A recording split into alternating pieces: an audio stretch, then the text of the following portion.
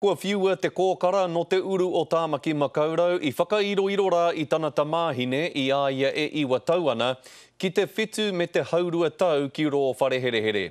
Kua uhia he tapu ki runga I te ingoa o te kōkara e kōrerotia nei, kia kore ai e mōhiotia te ingoa o te tamāhine. Hei tā kai whakawā Gibson, kātahi te take whakahaihai ngākau, tino tūkino hoki ko tēnei. Hei tāna aha koa te kaha kō io pea o te tamāhine, e hara te patu me te tino tūkino I āia I te huarahi tika hei whai. E toru te kaumātahi ngā tau o te kōkara. Koinei te māma I tīhai I te matiwai o tana tamāhine, ka rere toto, ka tahi ka ringi hia he tote me te waiwera ki runga I te mamai, e iwa tau noa te pakeke o te tamaiti nei. I nāe nei, kua huri te ringa kaha o te ture ki āia. Overall, this is a long, sad litany of abuse of a young child at the hands of her mother.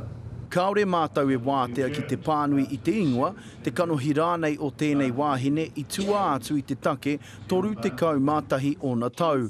Aha kua amene ia ki ngā hara rua te kau mārima mo te tūkino tamariki.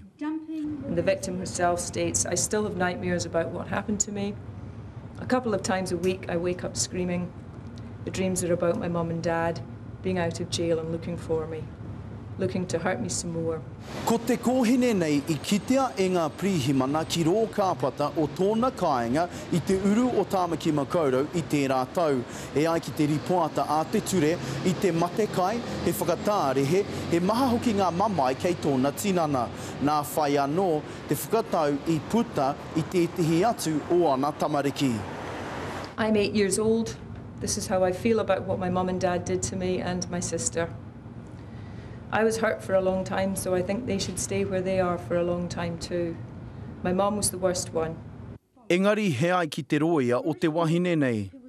It is clear, however, that she feels like a victim herself, both of her abusive childhood and of the system which she feels has let her down.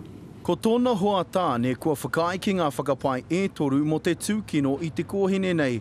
Ko tahi I te mahi mā te pruma, tētehi he patu mā te paipa o te mihini ngō te puehu. Engari, mo tēnei wā ka noho tārewa ngā whiu ki āia atu ki te marama o hui tānguru a te tauhou. Roihana Nuri, Te Kari.